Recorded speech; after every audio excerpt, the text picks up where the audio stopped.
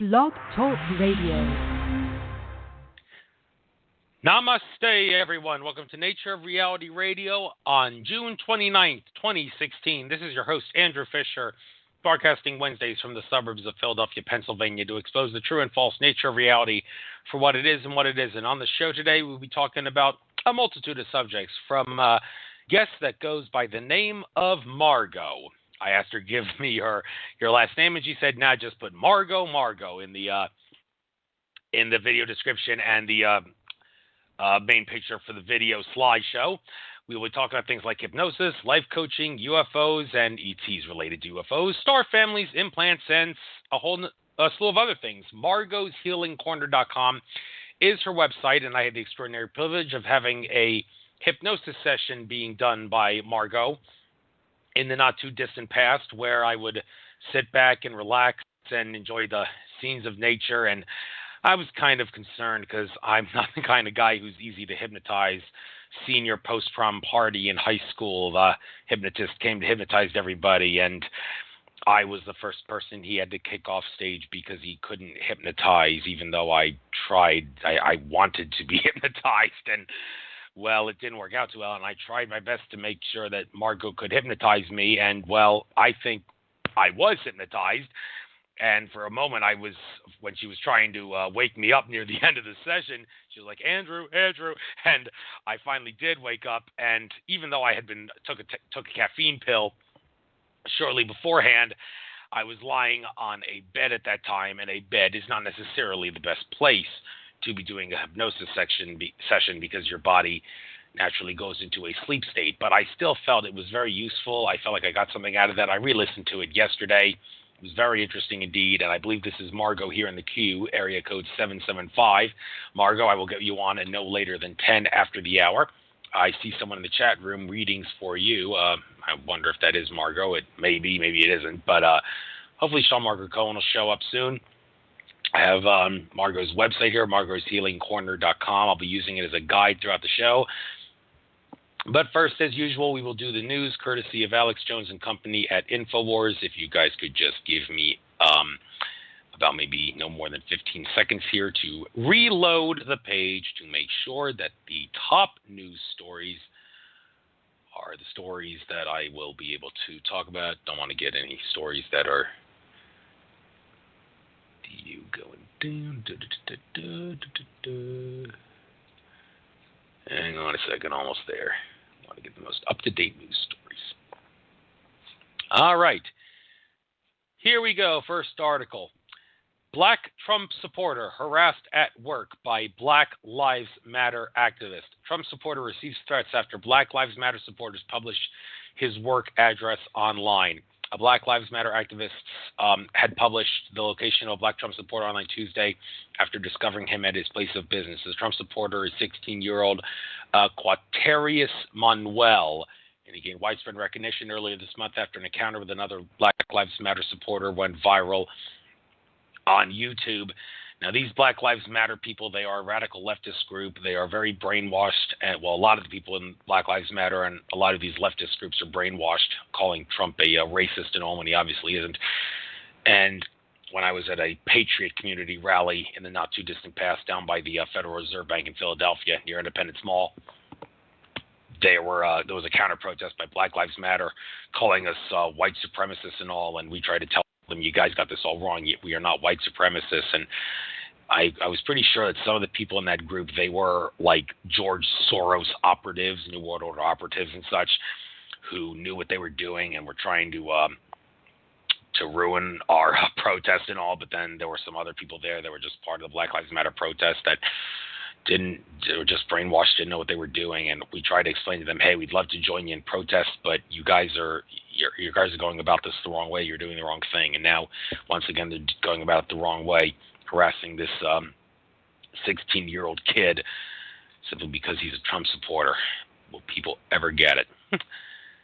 Next article, video, stupid but hurt millennials. Whiny entitled leftist protest on the same side as big banks and big business.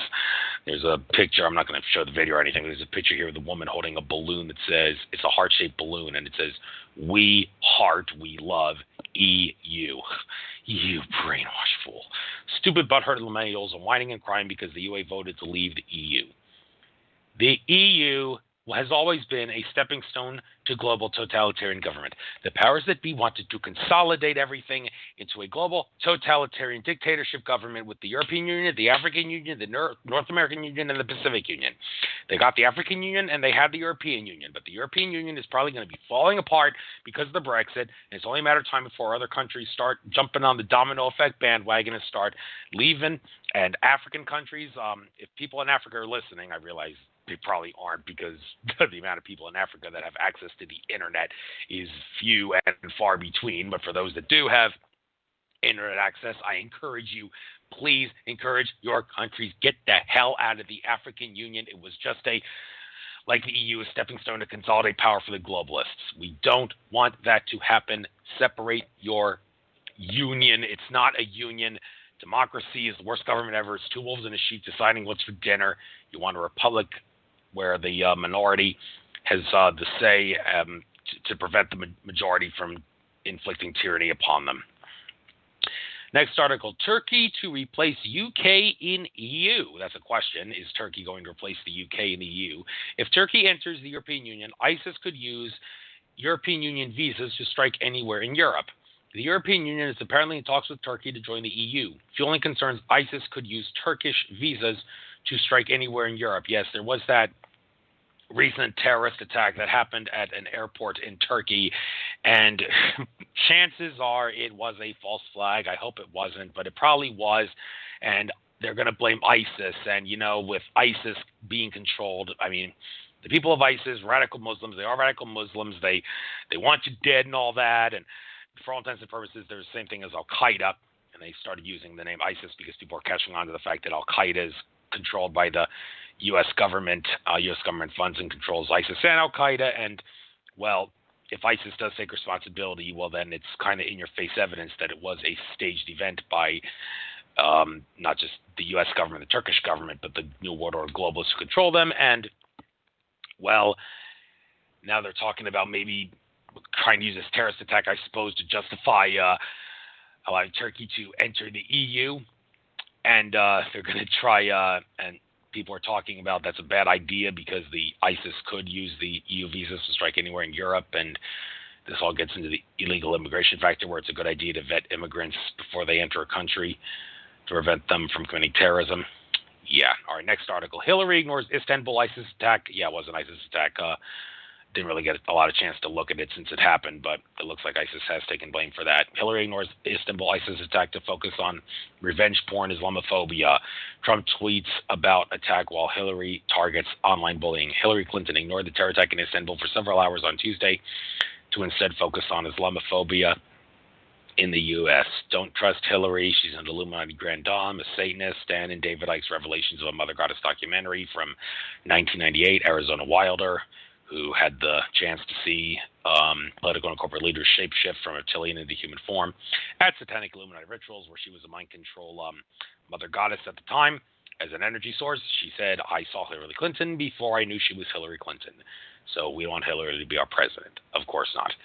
Hashtag handcuff Hillary and Hillary for prison t-shirts are all the rage now. You might as well buy one. Next article, the EU and Islam, allies of evil, allied totalitarianism, teaming up against humanity. Alex Jones discusses crazy hypocrisy of rampant immigration and the policy of the White House covering up the corruption. Well, some might say Alex Jones is a little biased. Alex Jones is a Christian, and sometimes some people would say Christians and Muslims, they aren't necessarily, sometimes they are, but sometimes they aren't on the same page. And, well, Alex Jones, I don't really know what he thinks about. I mean, he knows that there's lots of good Muslims. He's acknowledged there are plenty of benevolent Muslims out there. And Alex has said many of the people that are in ISIS and Al-Qaeda, they are fighting for Allah, think that they're doing good for Allah, but they're brainwashed just like the radical leftists are brainwashed in those leftist groups like Black Lives Matter, and don't realize they're part of a New World Order plot to destroy the world. Well, that's not going to happen now because people are waking up and all that. But Well, you get the idea. Next article, Muslim migrants rape German woman because they had a bad day. Foreign Muslims cannot accept German democracy or equal rights. A 56-year-old victim was attacked in August at Munich's Old Botanical Gardens after she asked the men to stop shouting. Now, this is another thing that makes you want to cringe, another case of people not being vetted when they cross the border, migrants not being vetted, and they raped people and such. It's not good. We should treat immigration as a privilege and vet immigrants. We as the people of a nation do have the right to ask our government to secure the border and do a vetting process on anyone or anything that crosses the border. So why don't we do that? It's not a bad idea. Next article. The EU is about control, not free trade. Technocracy is 1984-style totalitarianism. On Tuesday, during a somewhat raucous session of the European Parliament, Nigel Farage gave his post-Brexit victory speech. I've already talked about this enough, so I don't have to talk about it again.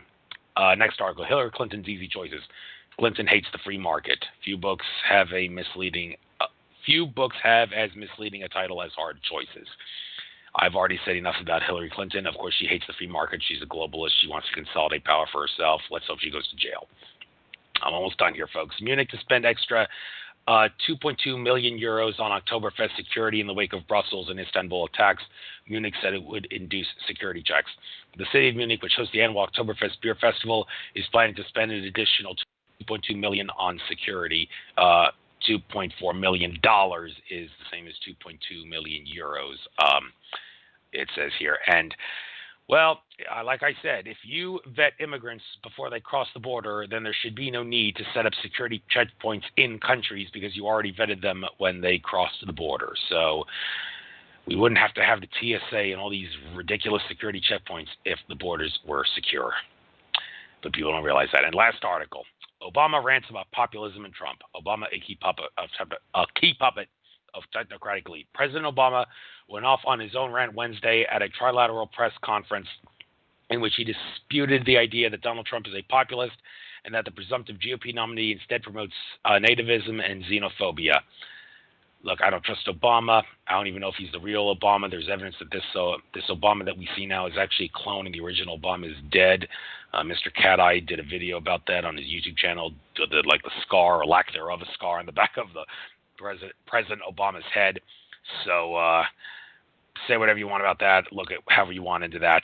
I don't really have anything further to go. I'm already 2 minutes behind schedule. So readings for you. This is Holly. Okay, well, that was in the chat room, but she is gone. And enough of that.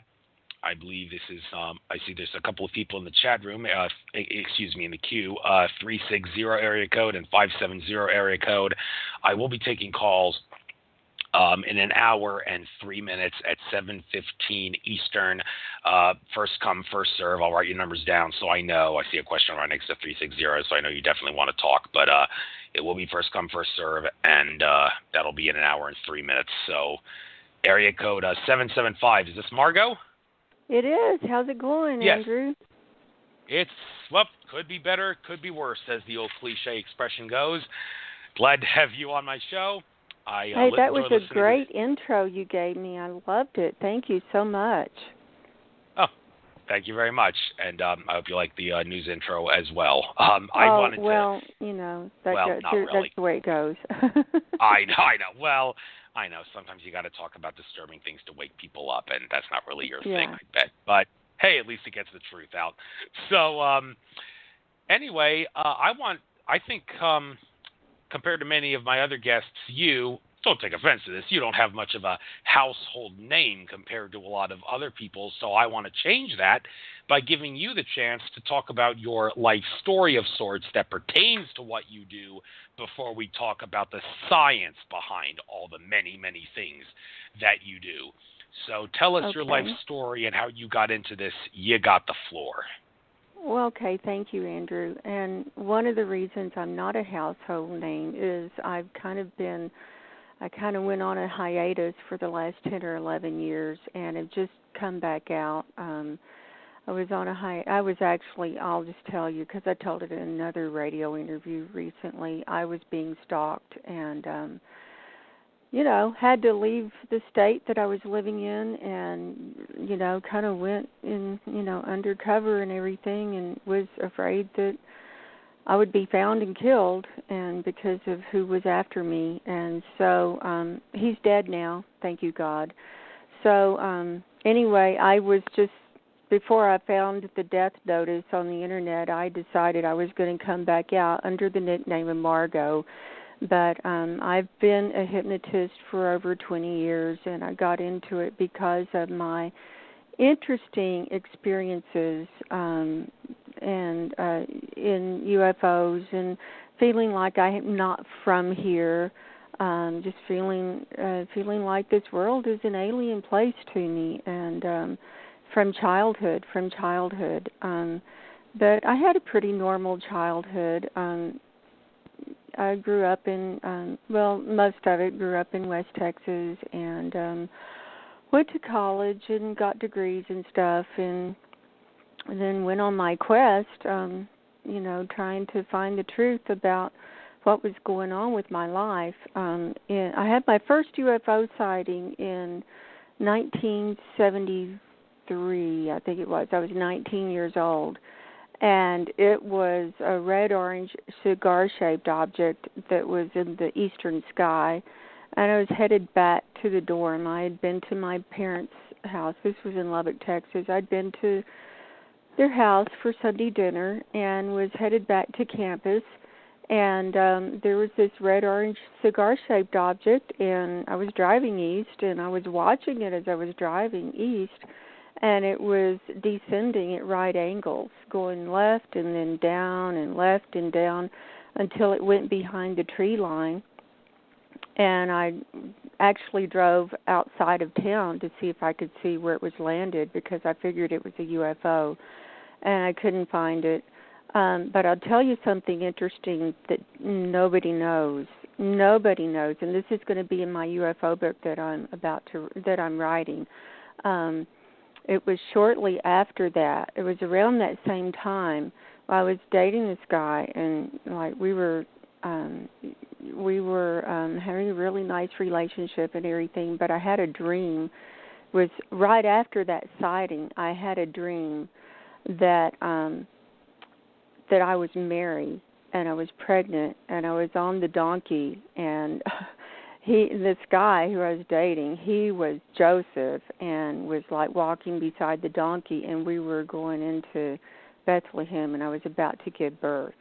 Now, nobody knows that. This is exclusive to your listeners, and I think this is really interesting that this dream happened right after the UFO sighting, and actually my period was late that month, and so I think I was probably abducted and could have been impregnated, and they took the little fetus. I have not explored that experience under hypnosis, but I've explored a lot of my other experiences. So that was my first sighting, and then in 1980, I think it was around 1981, I had another sighting also in Lubbock.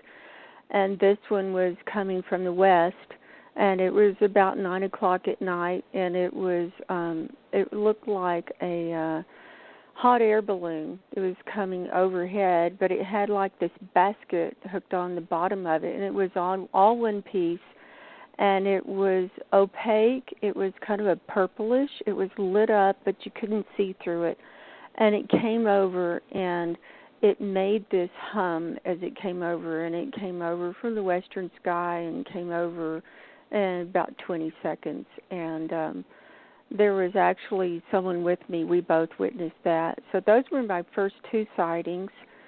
And then in 1985, I started taking pictures in which craft would show up in my pictures, and I wouldn't have seen anything unusual. I'm just out taking pictures of the landscape, and then when the pictures are developed, they show up in my pictures. And the weirdest one was in the fall of '85. I was on a road trip in Colorado. It was my first time to Colorado. I was by myself, and I'd spent the night in Durango, and then I was on the way up to Silverton on that little tiny road. It's just a little tiny two-lane road going up, and and it was my first time to the Rocky Mountains, and so I was out, stop by the road and take pictures and stuff. And I took this most amazing picture, and it's actually on my YouTube channel. Did you get my email about that picture? Did you get that? I did get your email, and all those interviews that you did, I did put them on my favorites list, so I will listen to them in the future, I promise you. And I look forward to listening to the Jordan Maxwell one as well, and I also do plan on listening to that tune that you channeled from Arcturus. I see what the ETs have. That's the picture. Okay, the channeled music from Arcturus, that's the picture that I channeled the music from, and that's the picture from Colorado that I'm talking about now. And so that's on my YouTube channel, Margo's Healing Quarter. But anyway, it's when I got back to Lubbock and got the pictures developed, that showed up, and it was so weird. It's not in the air; it's on the ground, and it looks like it's like a structure, almost like a partial Quonset hut, and it's geometric, and then it's got a spire or something. Or maybe a ship entering it, and then it's got a spire with a window. It looks like a window, and then a white being in the window. And if you blow it up, it's got this blue ray of light in the bottom of the window, and you can see the trees shimmering through the craft, and it fades off into it. And when I started going to UFO conferences and stuff, I actually met Richard Hoagland, and I showed him that picture, and he said that's the real deal. He said that when he was working at NASA, that's just like pictures that he saw at NASA of bases on the dark side of the moon and on Mars. And so somehow, for whatever reason, my camera caught this interdimensional image that was not visible to the physical eye. And, hold on. Can I hold you up for just a moment there?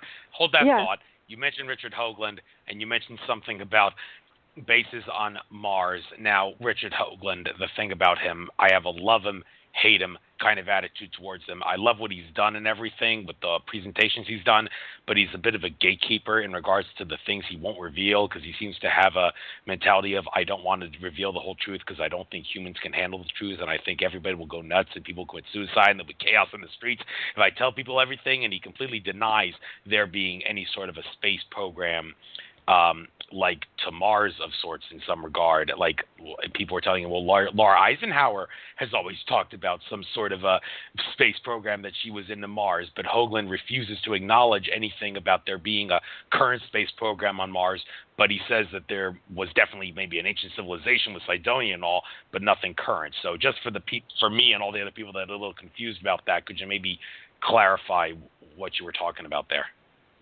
Well, that's all he said. I mean, I didn't have a lengthy discussion with him. I had a booth at a Whole Life Expo, and I was doing channeled music and stuff, and I had my picture there, and someone brought Richard Hoagland up to see the picture, and, I mean, we just had like a 20-second discussion, and he said that looked like, pictures that he'd seen at NASA of bases on the dark side of the moon and on Mars, and that's he probably all thinks he said. They're from antiquity. He's probably referring to.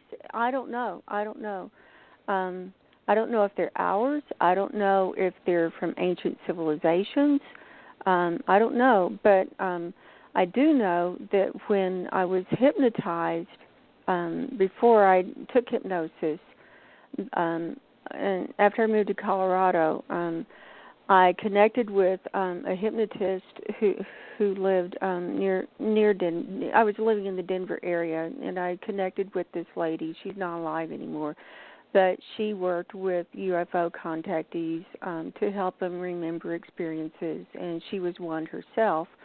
And we did about 5 sessions, and with each session, she would regress me to these anomalous events that I would have, like waking up with bruises or scratch marks, or the pictures that I'd taken, or stuff like that. And so she regressed me to the time of taking this picture.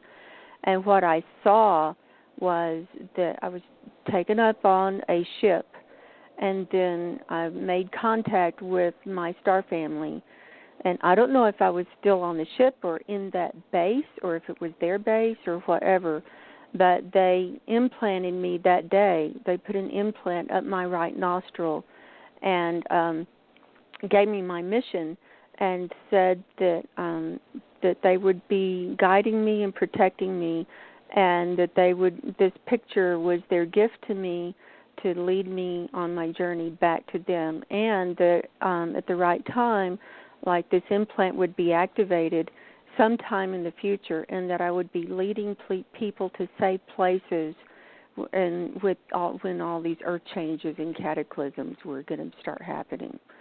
So I don't know if that implant has been activated, but I know in January of this year I had this burning desire to come back out, and then I had to get my message out and start working with people again.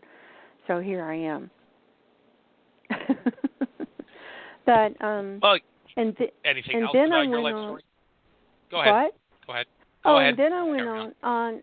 I started. I've been on a spiritual quest kind of all my life, and I've been an empath all my life, and I didn't know what that was, but I just knew I was like picking up people's pain and emotions and stuff, and I was real sensitive to people that were in pain and animals that were in pain and stuff. And then it wasn't really until recently that I really had realized what an empath I am. And when I work with people who do the implant removals, I empath with them, and I can go into, it's almost like seeing into their body, like this Edgar Cayce type thing, where I can see the implants or see what's wrong with their intestines or their body or their structure. So I'm seeing like in their physical body and into the etheric body, and with each session that I do, these empathic abilities are growing more and more and more, and it's amazing. But so no, I've had that all my life, and I was student with a Sufi teacher for about 10 years when I was in Lubbock, and I studied Kundalini yoga and deep meditation. And I had some Kundalini awakenings, Kundalini experiences during that time, a lot of awakenings. The first 7 years were good and instructional, but the last 3 years, I can say, the teachings kind of stopped during those last 3 years, and I don't know what was going on. I don't know if the teacher was... I had my opinions, but, that's for another time and place to really share. But I feel like he was kind of pulling back, and I felt like I needed to just go on my own after a while. And so after 10 years, I broke away, and then I started making contact with my angel. And once the angels and guides started coming in, the angels started bringing the ETs, and then everything opened up. And that was around the time that I started having doctor dreams and the bruises and scratch marks and weird lights showing up in my room, and all kinds of stuff. And then I moved to Colorado in 1993. And then, connected with the hypnotist to try to understand what was going on with my life and all of these anomalous experiences. And what I understood was that basically I'm different from a lot of other people because I came here from the Arcturian realm. I saw my time of birth where... in a hypnosis session, the hypnotist regressed me to my time of birth to see what was going on. And I saw my mother, laying there, about to give birth. And I wasn't in the body yet. I wasn't in the womb yet. I was still on the spaceship. and I was this white being of light, and my star family was there, and they were communicating telepathically with me and telling me goodbye, and that I was going on a long journey, and that they would be watching over me, and that eventually, we'd connect again. And I was like a teenage girl, and had my bag packed, and I stepped into this chamber like Star Trek, and I beamed out there, and then beamed into the little baby being born, and that was my birth. And then she progressed me to the first time when I had contact with them, and I was still a baby, and I was laying in the crib and looking up, and I saw these 3 light beings, white light beings, hovering over the crib, and they were admiring me and saying how beautiful I was and that the experiment had worked.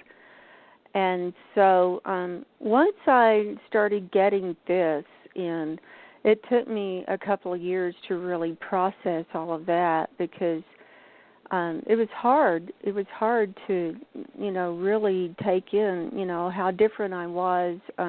What does this mean? That, I've got this soul from Arcturus, and what am I supposed to do here? And it was hard, but that all made me want to become a hypnotist so that I could work with UFO contactees and help them with their experiences and connect with their star family and, understand just what's going on in their life. And so then I got my hypnosis training in 96 and went all the way through clinical hypnotherapy and developed my own techniques of working with UFO contactees and finding out where they're from and, kind of helping them through all their experiences. And then since then, it's just been continuous growth and continuous spiritual journeys and journeys into the other realms. And it's I interviewed Richard Souter last week, and he's, gone on his own vision quest with shamanic plants, and we were discussing, what he sees in the other realms, and I described what I do when I go into the other realms with hypnosis and stuff, and he said that it was shamanic work, and I felt like it was, because I was real taken with the Carlos Castaneda books, when they came out, and I said, I'd like to go into those other realms, but I want to do it without taking a substance or a drug. And so meditation was the way for me, and then hypnosis. And then because of that strict discipline, now I can go into trance and go into these other realms. And so that's kind of a nutshell. Very, very interesting. You have a very interesting life story, and a lot of people might be jealous to hear you have to say that and wonder why don't I get to have all these experiences like you? How come you got lucky? Well, it's not luck. It's just soul contract kind of like thing. I mean, I have dedicated my life to this. I mean, I haven't wanted to do anything else but this, and it's been a struggle. It's been a hardship. It's been a struggle just to make an income, make a living, because the dark side has kept me down everywhere I went, and it's a struggle. And when you dedicate yourself to the spiritual path, you can't not expect to have material riches, because material riches are not part of the spiritual path. Your riches are inner, and your inner experiences and your inner wisdom and knowledge and what you gain from connecting with those other realms. Those are the riches, and that's what you take with you when you leave this world. You can't take money, you can't take material things, you can't take anything that you produced here in this world. And so I've never been about that. And so I worked at it. And, yeah, I had help along the way, but if you ask for it, you will be guided and you will have help.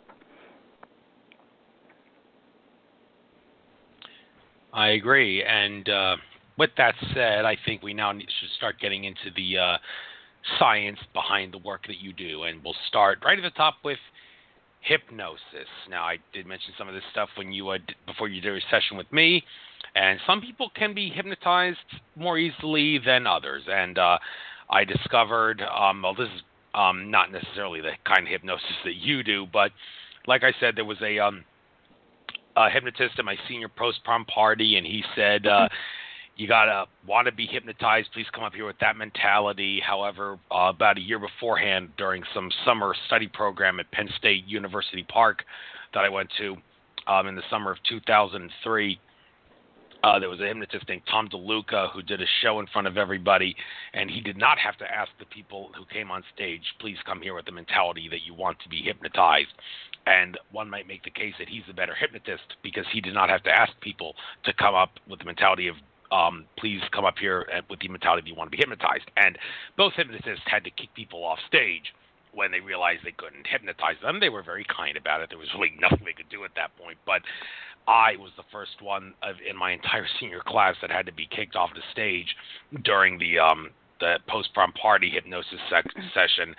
And because of that, I was a little concerned that when you tried to hypnotize me, even though it's not the same kind of hypnosis, it wasn't going to work too well. Well, I think it did work pretty well, but again, it was a bad idea for me to lie on a bed because it's not a good place because you might want to fall asleep there, even if you were wired on caffeine like I was. And but hypnosis, there's many different kinds of hypnosis, and the kind that you do, how does it help people? And you got the floor to tell us about the science behind the kind of hypnosis you do, how it helps people, and who can learn how to do it, and all the rest of it. All right. Well, first of all, I want to just address your experience as being kicked off stage by the stage hypnotist and how that influenced you, and that was a bad experience, and I'm sorry that you had that experience, and how stage hypnotists can give clinical hypnotherapists a bad name. And I actually have done some stage hypnosis. I was trained by the Jerry Valley School of Stage Hypnotism and thought that I might want to do some stage hypnosis. And so I've been through it. I know the techniques. I've done some stage shows, and it worked. I mean, I made people forget their names. I made them yell like Tarzan at the end of the show, and they didn't know why they were yelling like Tarzan when I'd say a certain word, and it's powerful, and it made me see how hypnotizable we are, and how most people are walking around in a trance state right now, and some people are more suggestible than others. You have a very strong will, Andrew, which is great, and you have a questioning mind, which is great. You have a discerning mind, which is wonderful. And even though, you wanted to be hypnotized, but that wasn't the right setting for you.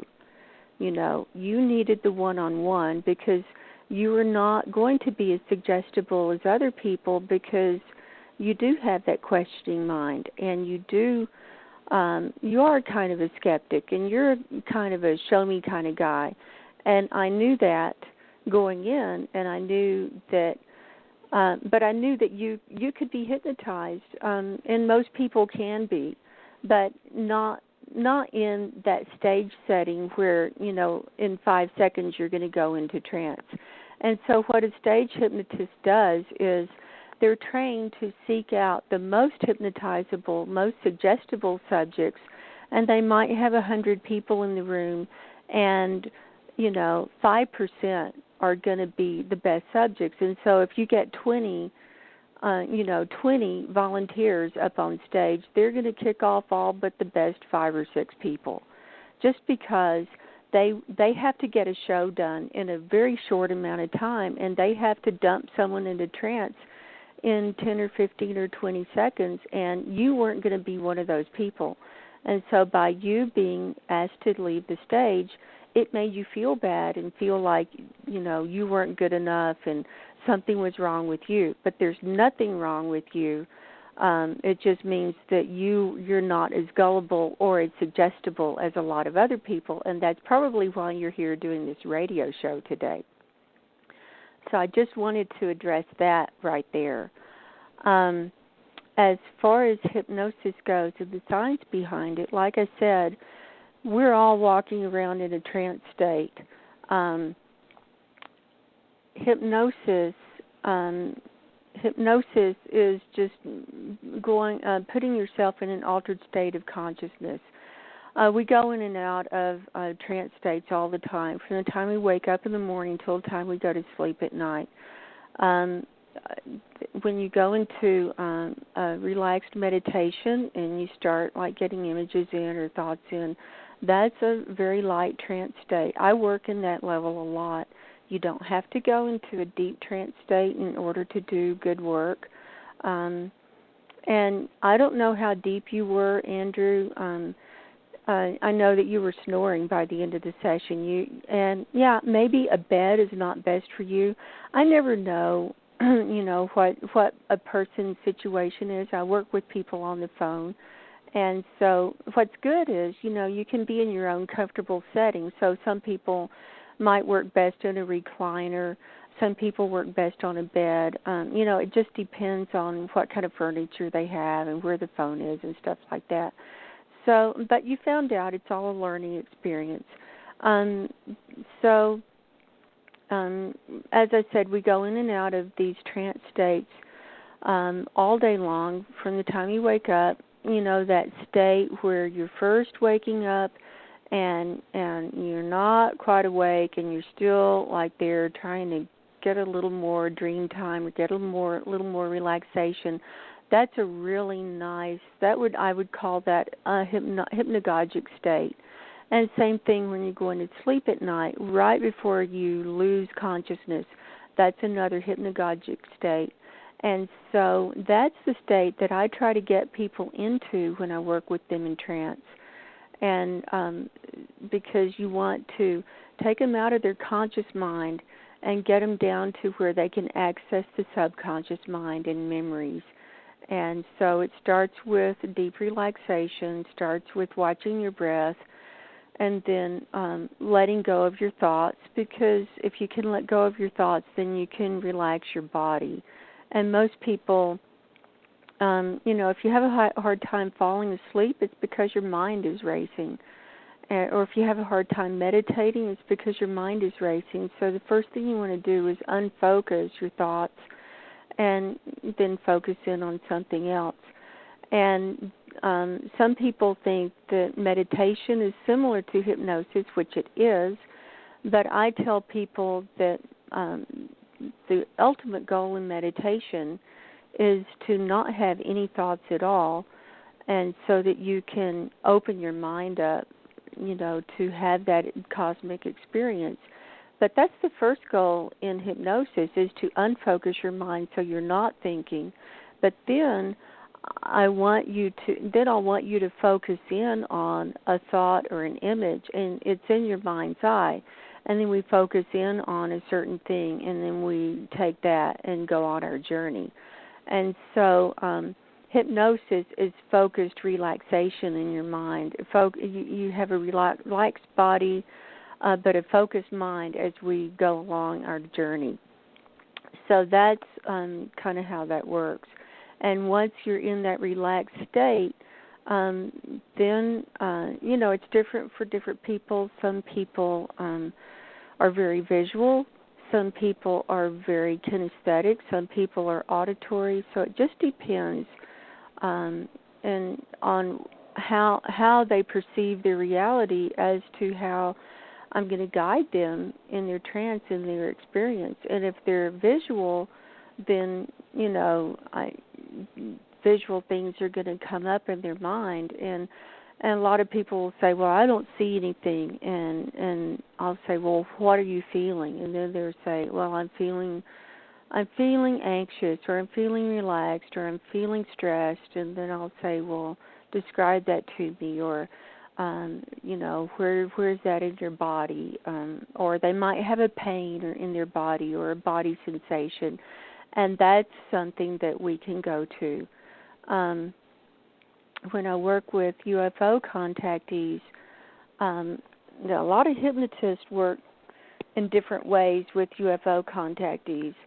And first of all, before I do work with anyone that I think is going to be a UFO contactee, I automatically in the induction I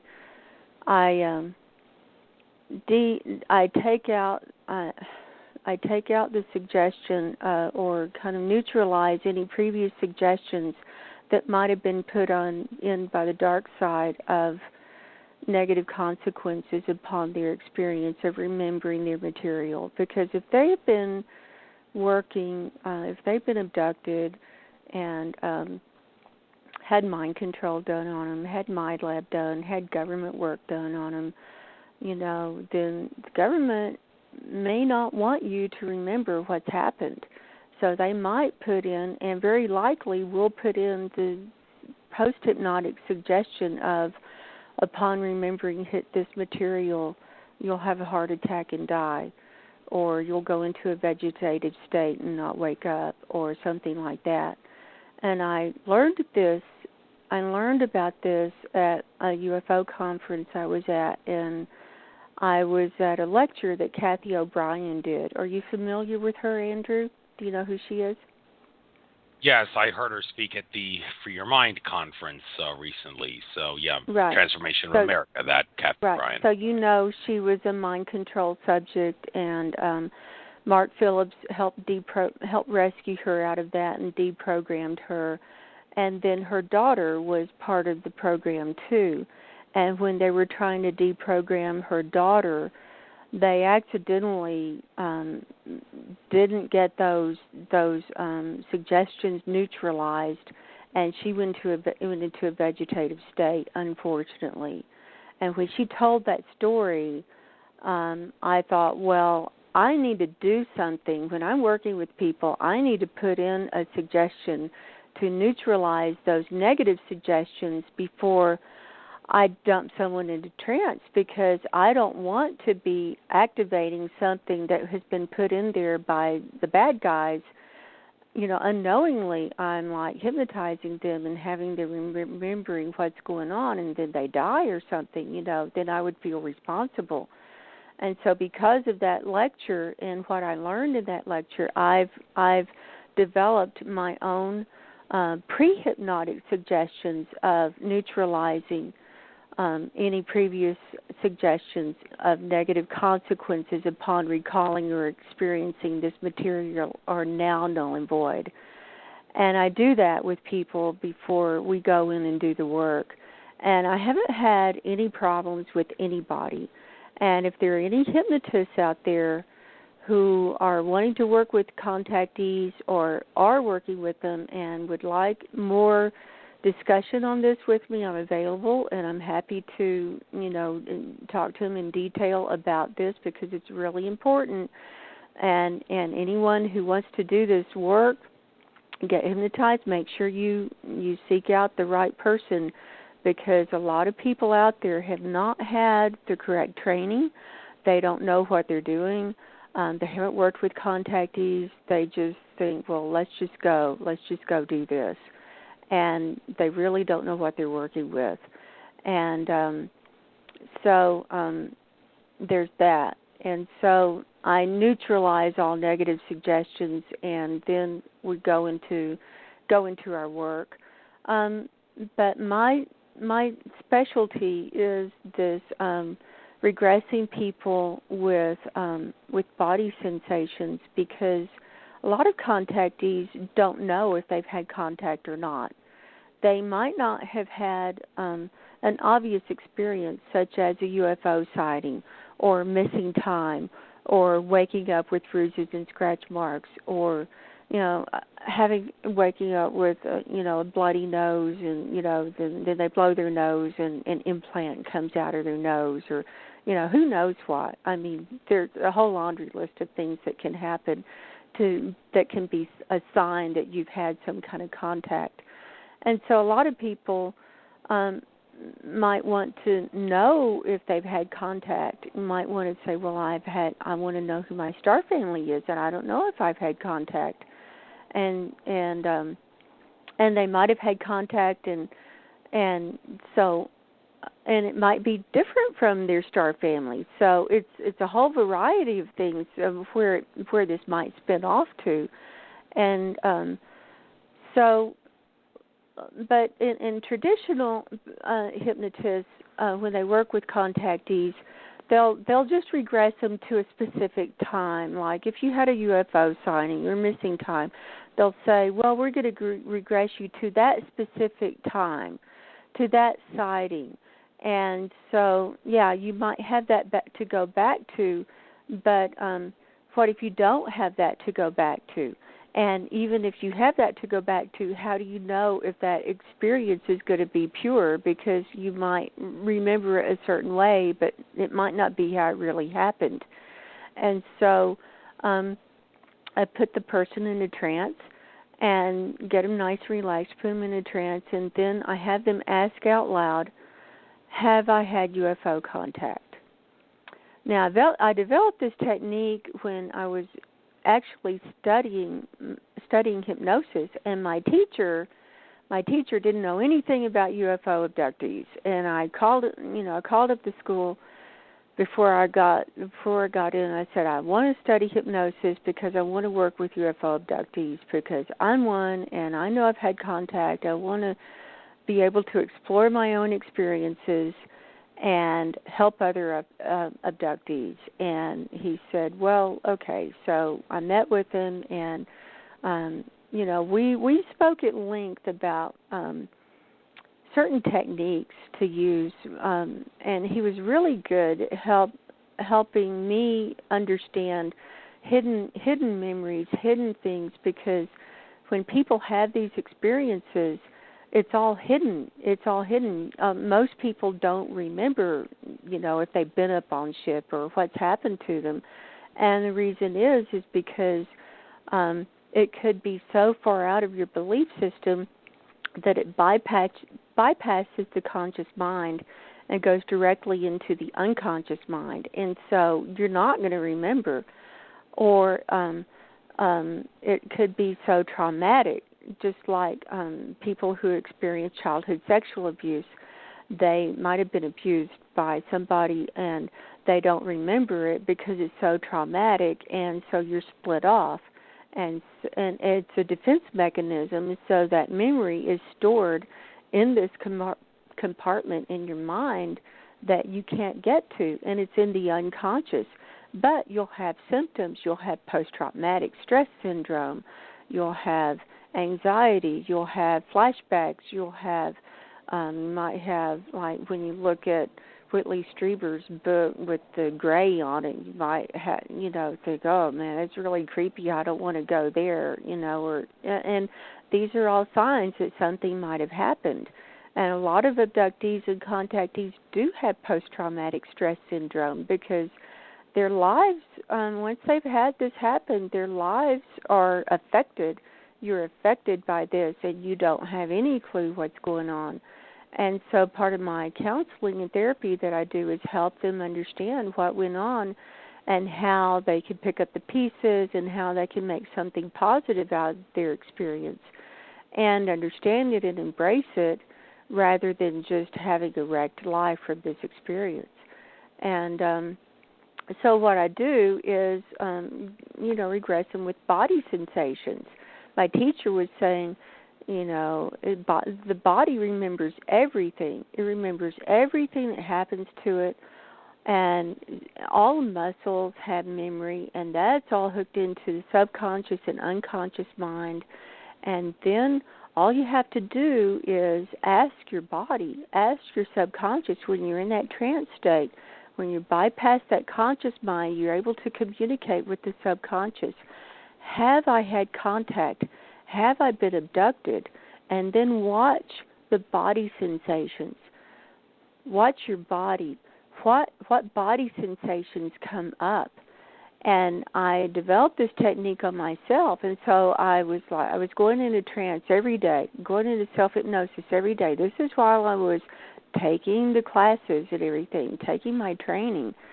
And I started doing it, and it was really, really a journey. And I'd go into trance, put myself in the hypno chair, go into trance. I'd be recording the session, get in there and say, have I been abducted? And I'd just be laying there.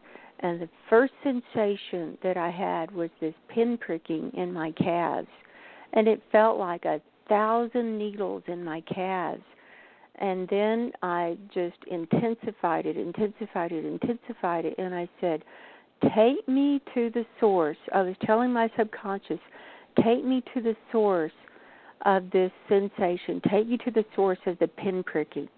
And then I'd count myself back, and I'd go to the source. And on the first time I did that, a voice came in my head and said, how can you be abducted if you're one of us? And I went, whoa, what is that? What is that? How can I be abducted? How can you be abducted if you're one of us? And I went, wow, what is that about? So, I'm like journaling all of this. And then, like every day, I'd go in a trance and say, have I been abducted? And then I'd see more stuff and more stuff and more stuff. The second time I went in and I saw this a scientist's face that just appeared to me, and that might be all you get. You might just get a fleeting image, and it was just this face of this guy, and he had on these glasses, and he had dark hair, he had on a white shirt and a tie, and I know I could recognize him if I saw him today, and it was years ago. And then, I would do it again. Have I been abducted? And then I'd see, I saw a whole scenario one time when I was doing this, where I saw myself thrown back into like the 1940s, and I was on the Roswell Air Force, Army Air Force Base, where I was in front of this hangar. I actually lived in Roswell for a while, and I'll tell you about that in a little while, but I was in front of this hangar, and I was a serviceman, and I had this briefcase handcuffed to my wrist. This is all going to be in my UFO book. And I was a serviceman, and I looked at the name tag, and the name was Ken Carpenter.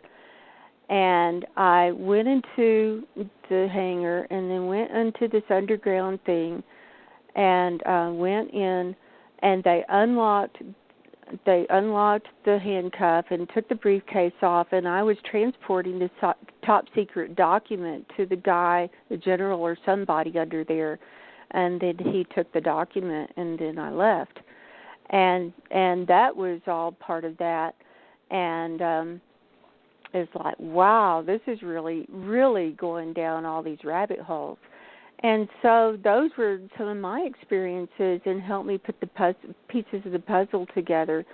And it's just been a journey, and it hasn't been boring. It hasn't been easy. I haven't understood a lot of it, but I'm here, and it's all pieces of the puzzle, and every time I do this work, it's like more pieces come together, and there's that. So that's how I work, with the body sensations, and I feel like you have a more pure experience by just going back with the body sensations, because you don't have any preconceived notions, and then it's just your own experience, and you want to be careful that the hypnotist isn't leading you. If someone says, you're gonna, is the UFO there? Yeah, you're gonna see a UFO. Do you see the door? Yeah, you're gonna see the door. That's leading the subject. You don't want to do that. You want them to experience and, then help them embellish and help that inner vision to kick in so that they can see and go on their journey. Questions? I think I'd like to switch gears before I get to getting back to questions and all that. 15 minutes until we take calls. There's only question for you. There's three people in the queue. So if you want to get a little past like quarter past the hour, that's okay because there's not a lot of people in the queue. So callers, please be patient. Right. I'll make sure I get you on if you want to get on. But I really do want to talk about implants because first of all, before we get into what gave you a chance to talk what you want to say, I recently found out that I had some implants in me. I went to this conference that Ted Marr, who I used to work with in the Lost Con of Atlantis in a past life with, we used to co-manage a shop together, and I decided to go to a conference that he was hosting, Galactic Wisdom Conference in the Olympia area of Washington State. And I found out that something was happening to me that had been happening to me over and over and over again throughout conferences that I had been to. And that was that when conference speakers were talking, I would often find myself feeling very fatigued, falling asleep, dozing off, wanting to go to sleep when the people were talking, even though there was nothing boring at all about the presentation. I really wanted to listen to what they had to say. I even took a caffeine pill to try to keep me awake. It didn't matter. I still found myself getting fatigued. This also happened to me at prior conferences, like the David Icke conference back in October 2012. And that was actually in the UK, and also the For Your Mind conferences. This happened to a few times, and I could go on and on and on. But the point is, I was getting sick and tired of this, and I didn't know what was I going to do. It's almost like some entities were trying to zonk me out. Well, I asked Scott Lemriel, who was one of my previous guests, if maybe he could help me what the problem was, and he said, well, you actually have an implant in you. And I told him, okay, how can I remove it? Well, and he told me, well, I can see a couple of entities around you. You want to have the picture yourself wanting to have the implant removed, and I'm sure the entities can help you with that. And he told me that they did help me with that. And then later on in the conference, there was another person there who would do healings. In addition to having him heal just a minor case of scoliosis that I've had since I was a kid, not really kept me from doing anything in life, but still it was nice to just get it out of the way, that scoliosis. I also asked him to remove any other implants that I had in my body, except for that one that Lemriel said that I had. And he told me after the healing that he did on me, yes, your implants are gone. The next time you have to take a dump in the bathroom, they will go out with your excrement. So I have reason to believe now that those implants are gone. But maybe you can enlighten me on what exactly that implant was, what it came from, why it was zonking me out whenever I was listening to conferences, even though I wasn't, even if I had a full night's sleep and was wired on caffeine at the time. And then after that, get into the general talk about implants regarding what you do and the science behind them. Okay. Yeah, I'm seeing they didn't want you to see the truth. They didn't want you to hear other people, talking and just it was a whole you've got a helmet on your head is what I'm seeing. And a lot of people have this. It's part of the matrix implant. Whereas there's a helmet on your head and they're blocking they're throwing stuff in there. A lot of people also have electrodes. When I work with them, they have these actual etheric electrodes in their brain, and it's coming from the helmet and coming from 4D, which is for the bad guys, and they're sending stuff down through technology to censor what comes in, and they're trying to make you fall asleep, even though you want to be awake and aware. It's like this is, no matter how hard you want to, if it's there, you can't do it. So that's part of it. And do you have a question before I get into the implant stuff? Well, that was my general question. Like, what was the deal with that implant? Why was it doing that? So, yeah, you pretty much answered that question. So now, yeah, it's the bad guys. It's the bad guys. To talk about implants in regards to what you do. So go ahead, talk all you want about this subject. Well, okay, we got 11 minutes until I want to take calls, but you can go a little past that because we only have 3 people in the queue here. Okay, great. Yeah, well, I got my implants removed last November, and I didn't know, what was going to happen, during that session or, afterwards and everything. I knew I'd been blocked, and I knew that life just wasn't working for me, and I wanted to get my life in gear. I had a mission to do. I had to get back into it, and I didn't really know how to do it. And I hadn't had any dreams that I really remembered in many years, really, and I mean at night, and I'd been blocked from that. So I had my implants removed, and immediately I felt better. These are a work in the etheric realms. I also remove. I do a lot of spiritual warfare. If there are dark entities around people, I can get rid of those. There are also entities. The implants can take the form of mechanical things in the person's energetic body. They can also be entities in the energetic body, but there are also demons that are separate from the energetic, entities. So it's a whole crew that I have to look at, a whole thing that I look at. But when I had my implants removed, I felt kind of upside down in my body for about 3 days. I felt dizzy, just because I didn't know how to function without them. And these had been in there a long time. I don't know how long they'd been in there. But once I got my bearings, I started, being opened up. The creative juices started flowing again. I started having these long dreams, prophetic dreams and stuff, and being guided, and everything opened up, and, that I was able to really get guidance and doing my work and everything.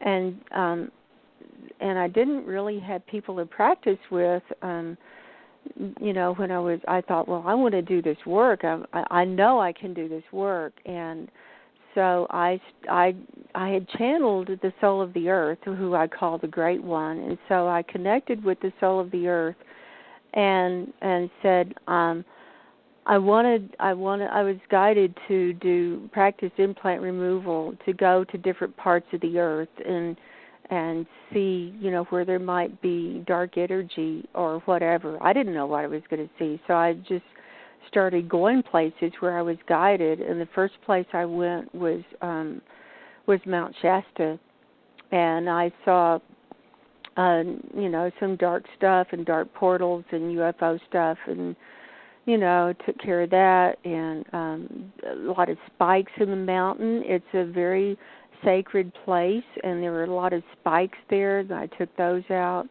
There are some dark portals that are working there. I mean, it's like the dark and the light, because it's such a powerful place, and so you have to be real discerning, about who you're working with, in those realms. I've been to Fukushima. I've been to the North Pole, the South Pole, opened up the vortices of the North Pole and the South Pole so that the energy would be flowing through the earth. I went to a whole bunch of different places, but this is how I was guided, and got this inner vision to see these implants and work in these different realms. And then when I started working with people and seeing their implants, it just kicks in. It kicks in, and I see them in their energetic body. And the way I do it is I have the person go into light hypnotic trance state. I take them into a trance state. I go into trance state with them so that my inner vision will kick in. And then we go into a laboratory, and then I have them stand in front of a screen, and then I shine a light, and then I start seeing their implants and pulling them out. And then a lot of times I'll start seeing the implants when I'm just doing the progressive relaxation, because they just start showing up. I just start pulling them out, and then I try to understand where they come from, and then I start giving healing suggestions as I pull the implants out. And a lot of people have, I'll tell you, everybody has an implant that goes down their spine that plugs into the back of the brain as well, and it's a big entity, and it's part of the reptilian brain. Everybody has that, and it's part of the interface here. I take that out, and then all kinds of other things. There are implants that can be causing you physical problems. I've had people have immediate physical relief, immediate pain relief when I take the implants out, immediate resolve. Sometimes it might take a few days or weeks or months for it, to the healing to come around in 3D. But if the person, if they don't change their lifestyle or change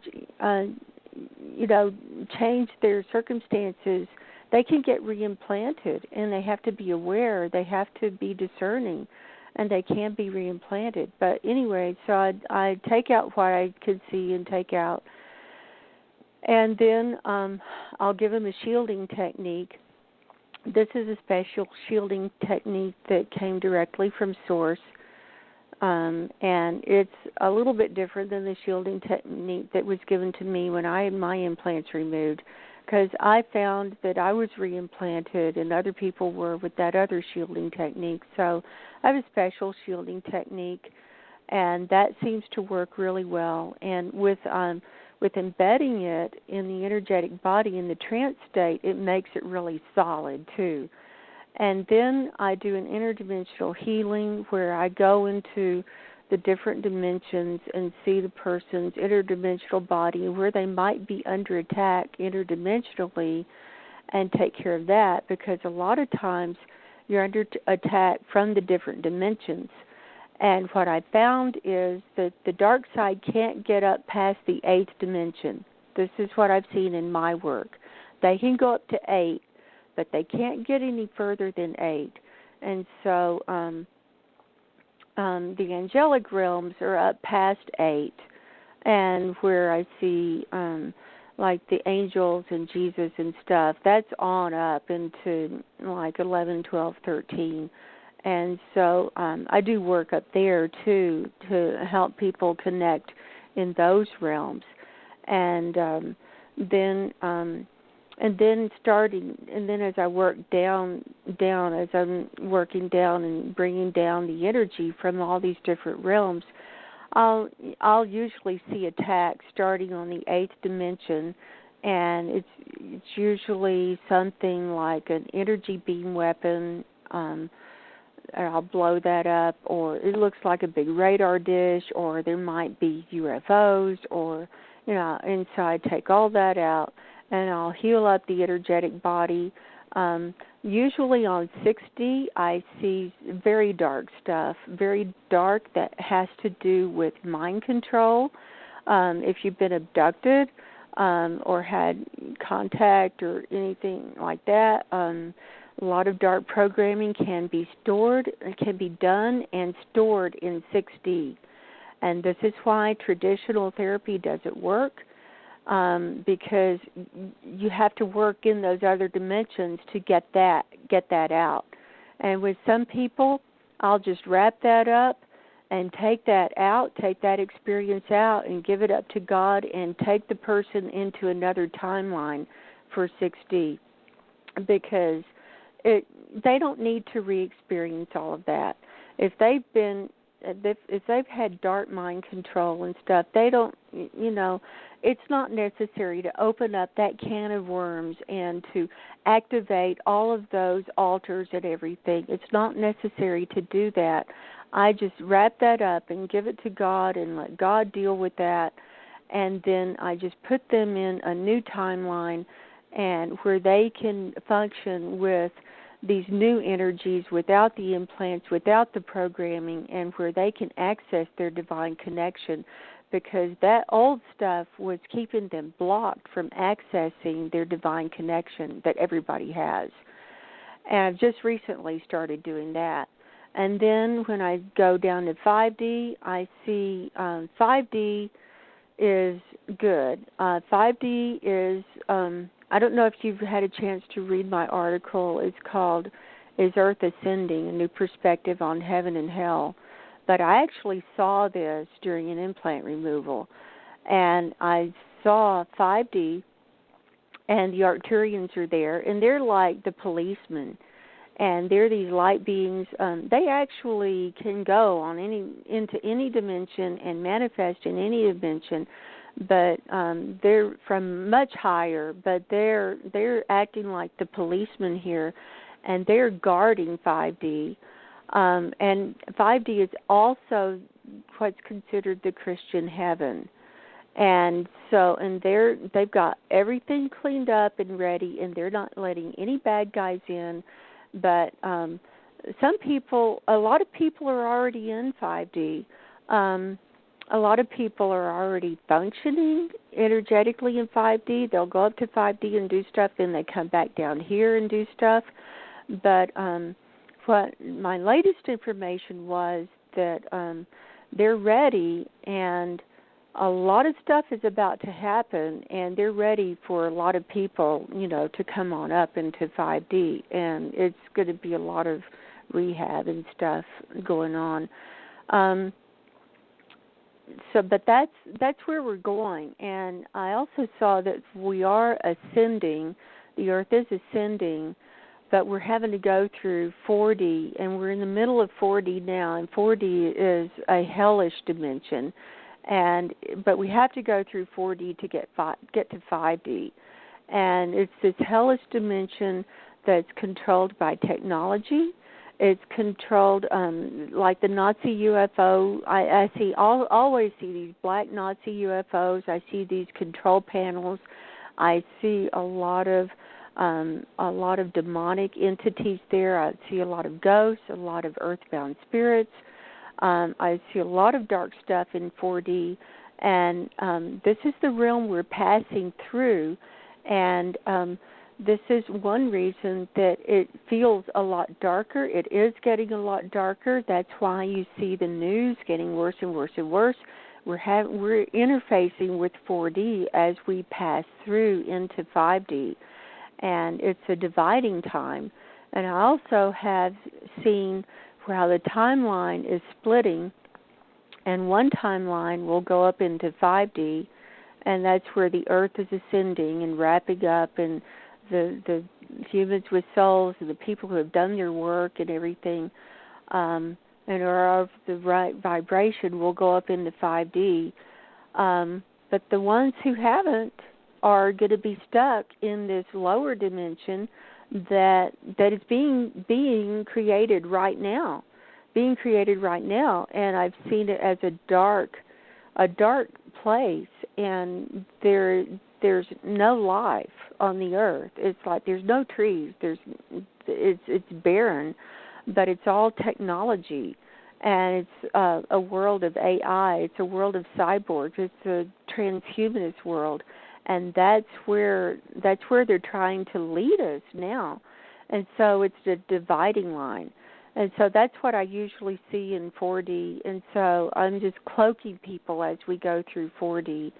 And then I'll come down, and then, of course, we're working at 3D where I'm removing all these implants. And then I'll see 2D. A lot of times the dark side will anchor these implants in a two-dimensional, like a symbol, a sigil or a symbol.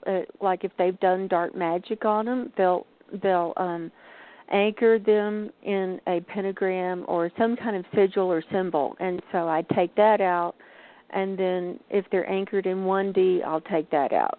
And then then all their energy bodies are lined up.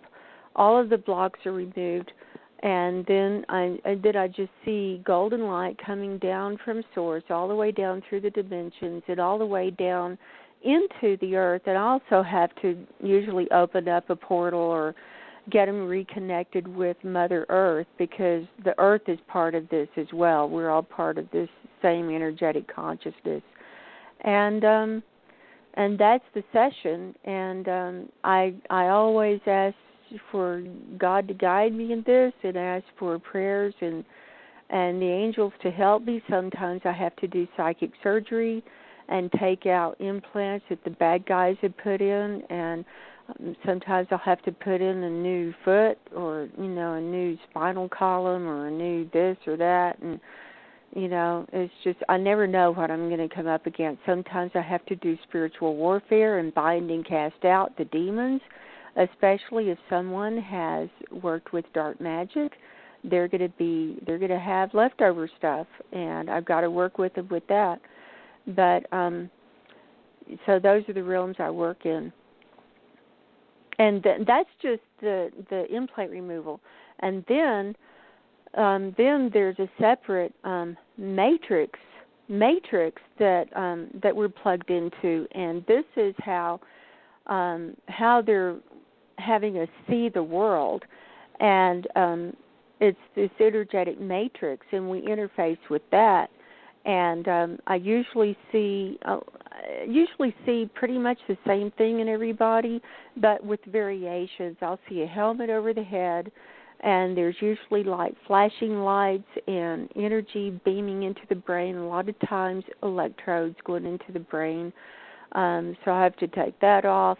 I'll see these spark plugs going into the back of the head. That's to control the way you see. And this is all connected to 4D, that black Nazi thing.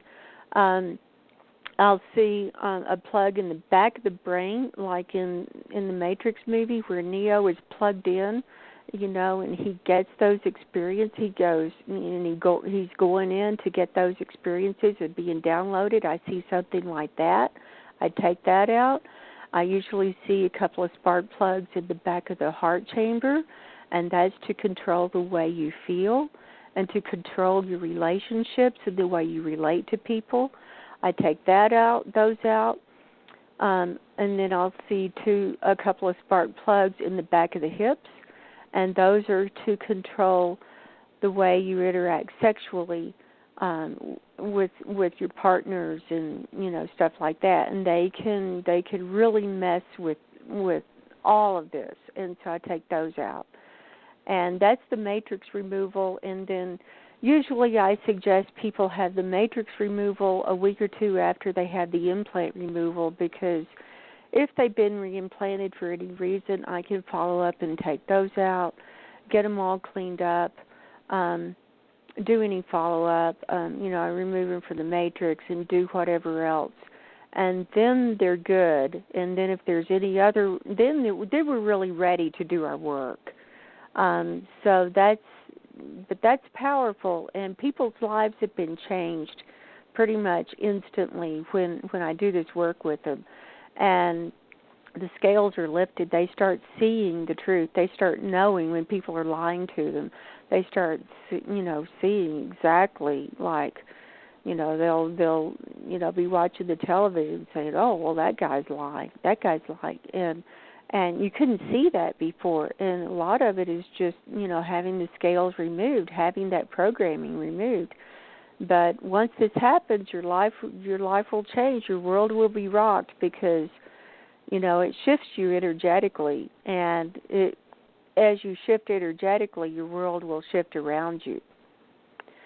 So there's that. Thanks, and I think I better get to the calls now because, unfortunately, one of the callers who had the question mark next to their number dropped off. I hope that was just a little problem Maybe they'll that they call had. back in. I hope they do, because I did say, even though I'm going to violate my agreement to go take calls at quarter after, I was going to definitely take calls. There's only 3 people in the queue, so I thought I could have you talk past that. But anyway, enough digressing. Okay. Let's get to the first caller. None of these people actually have question marks next to their numbers, so they may just be listening, but let's try them anyway. Okay.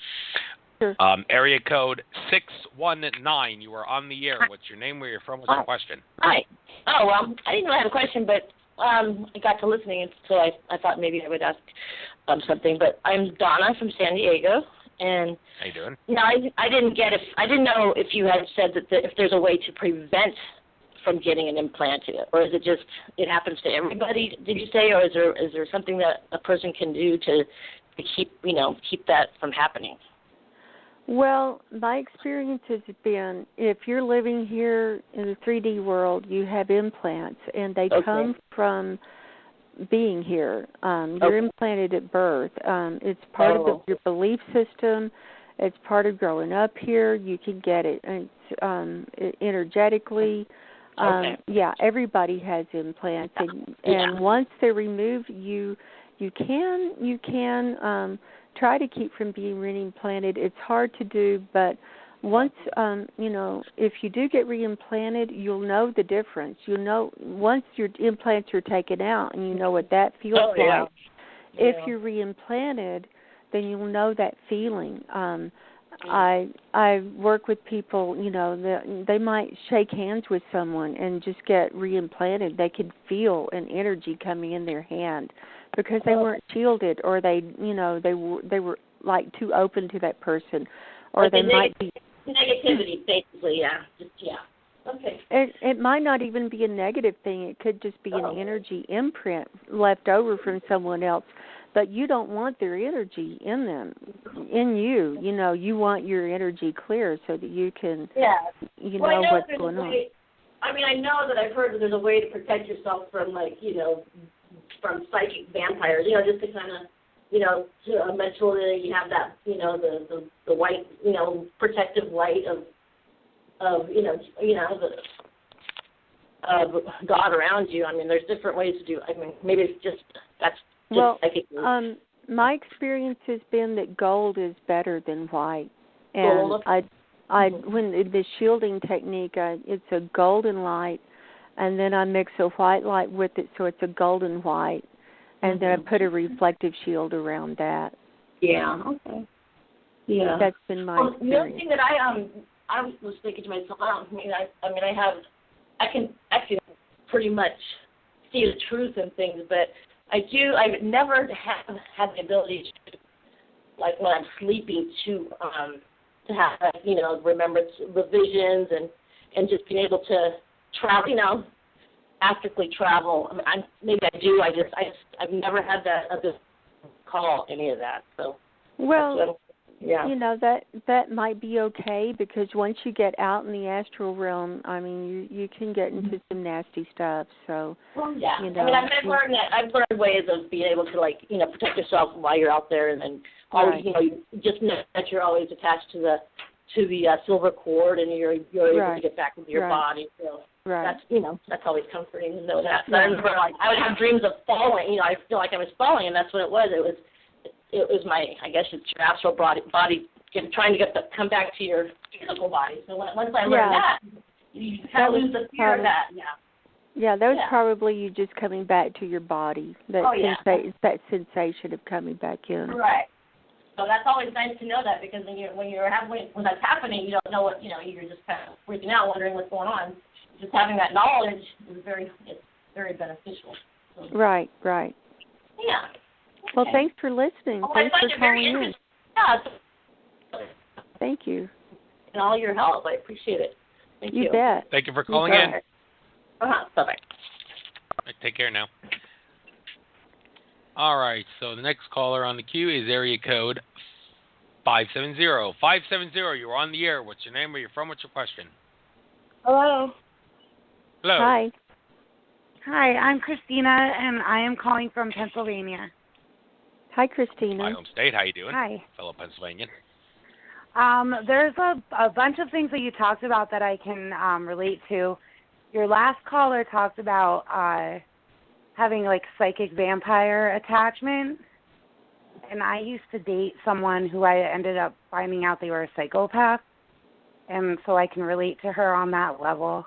Yeah. And then I also had an experience that I think was a governmental experience. I saw a shadow thing with glowing red eyes, and I kind of forgot about it for a really long time. And the way that they got me to forget that I saw it was they implanted an image into my mind.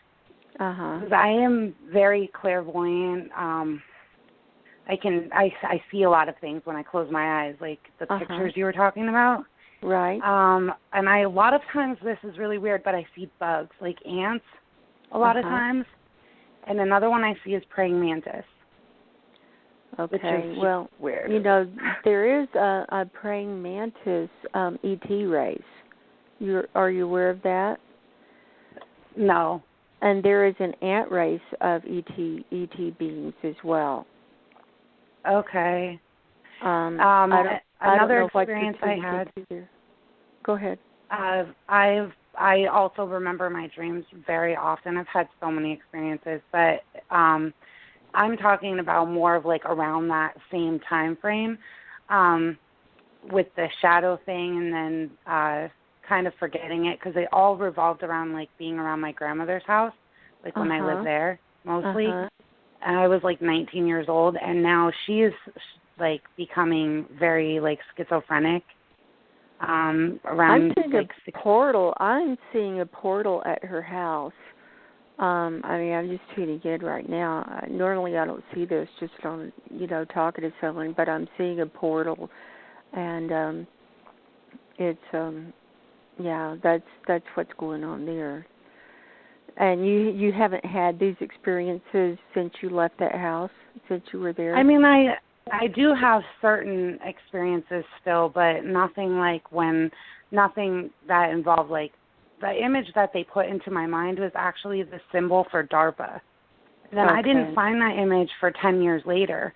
So as soon as I saw that image on my computer screen while I was in college, I remembered it, and I was just like, oh my gosh. So then I thought I had like a psychic connection to the NSA or Homeland Security, or a psychic connection with somebody there or something. But really, as time went on, I kind of figured it out, and they put that image in my mind so I would forget what I saw before I went to sleep. A lot of times they do put in screen memories so that you won't know what really went on. Christina, what I found is a lot of people who are very highly developed, and it sounds like you are, because being clairvoyant, they will use, they look for people like that in their programs, to put in their programs. Okay. There was a part of me that almost thought they wanted me to seek them out. Like that was their way of like recruiting me or something. Yeah, but you don't want to go there. You don't want to be part of the government program, trust me. And one reason they seek out people like you who are gifted is because they want to use your God-given talents.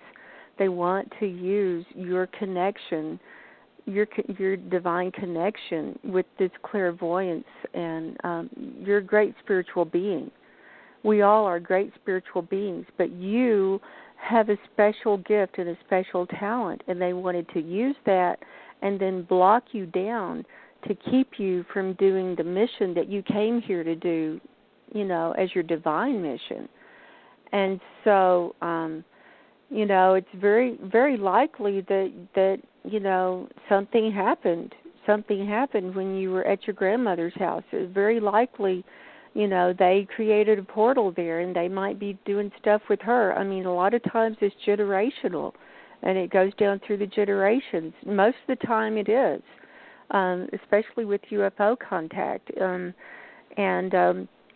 they use these different ET races to help them with the work that they do, with the mind control and everything. And I encourage you, go to my website. I'm working on a sliding fee scale for the months of June and July, just, with whatever person can afford. And I give a free consultation, but it sounds like I need to do some work with you, and I can shut down that portal at your grandmother's house, too. And that would help her, because if there's a portal there, it could be affecting her. All right? Well, there's actually a cell phone tower. They use a cell phone tower. It's very powerful. Is it right next to her house? It's about 600 feet away. Okay, so there you go. Well, they do use these the microwaves and stuff to create the portals. I can do mitigation work on that. Is there any way she could move? I guess not. No, she actually was going to leave me as that house as inheritance, and because of just all the research that I've done and just my gut instinct tells me it has something to do with that cell phone tower. Because that's when it all started, was in 2004, and that's when the tower was erected. Okay. And I've done my research, so, yeah. Yeah, it sounds like you have done your research. So, but, send me an email, and, I'd be happy to give you a consultation and see if we want to do some work together, because, you don't want whatever implants they put in you from DARPA or whoever. You don't want that, and you want to be freed up so that you can do your divine mission, and I could definitely help you with that. Okay. All right? All right, thank you. God bless you. You too. Bless you very much. Take care now. Later. Bye-bye. Bye. Okay, next person on the queue is area code 443. Area code 443. You are on the air. What's your name? Where are you from? What's your question? Hearing bug. All right. Hello? Yeah, but I bought the 3-for-1. I left one set at the office, and the set that I had here, I didn't have it. Oh, shit. I don't know where it is. Hello, you're on the air. What's your name? Where are you from? What's your question? 443. Hello? Sounds like they don't know they're on the air. So. Area code 443. You are on the air. Never mind, they just dropped off. Okay. With that being said, let's go to my good friend Sean Cohen. Sean Cohen, you are on the air. Hi, Andrew, and hello to Margo. Hi, Sean. Hello. How are you? I'm good. I'm very interested in everything you were speaking about, Margo. Great. How would you know if you had an implant? I mean, what would be the key signature, so to speak? Would you never know? It just depends on what the implant is, and most people do have implants, and it's not just one, and I'm talking about etheric implants, but a lot of people have physical implants too, and the etheric implants trigger those physical implants as well.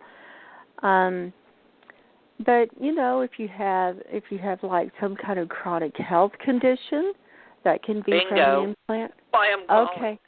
That's exactly why I'm calling. Let me look at you real quick. Let me do a little scan here. Thank you. And what's your name? Oh, Sean. Okay, Sean. Let me do a little scan here real quick and see what I can see. You've got some joint pain going on. I'm seeing it mainly in your right shoulder. Am I right? Yeah, I had frozen shoulder there. Yes. Okay. Yeah, I've got right shoulder is like concrete. It's just I would have to like give you a new shoulder on that. You've got a concrete right shoulder. You've got let's see what else I can see.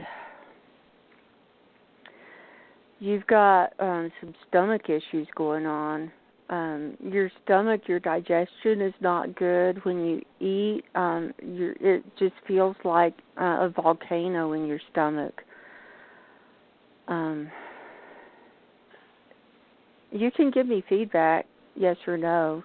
You're batting 1,000. Keep going. All right. There's more. You've got an ulcer.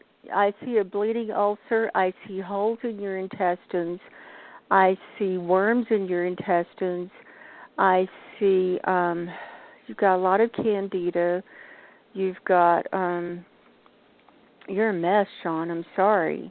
I know. I could help you. I could definitely help you.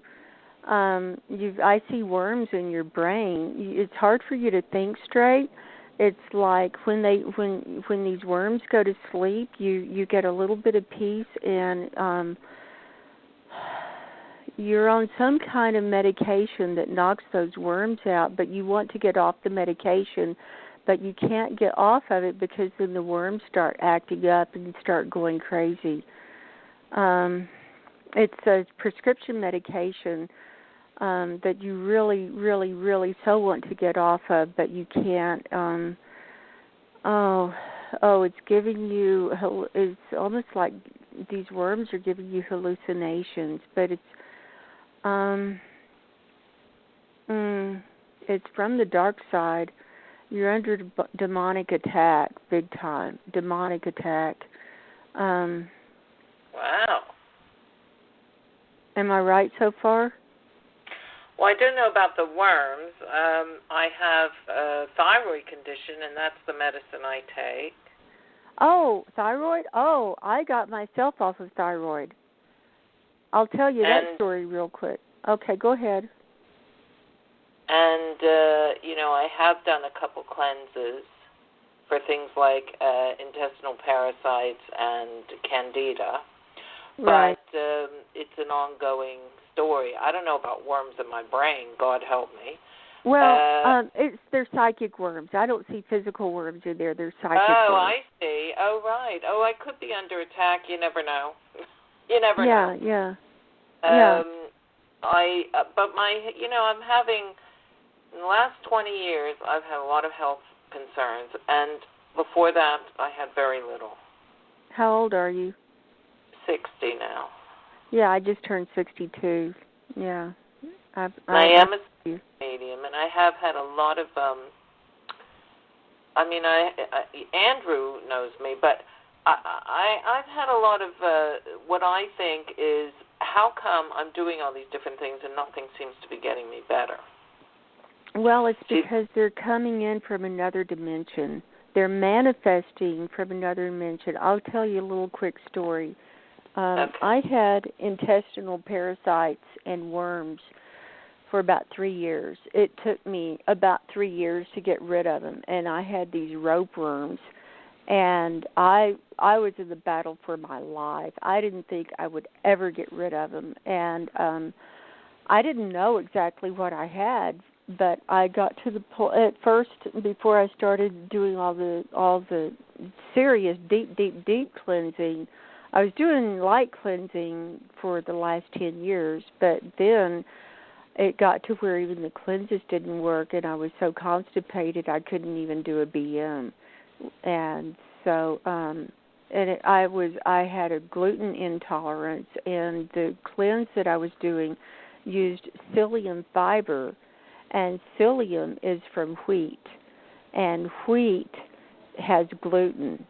And so if you're using a cleanse with psyllium fiber and you've got a gluten intolerance, you're going to have an allergic reaction to that psyllium, okay?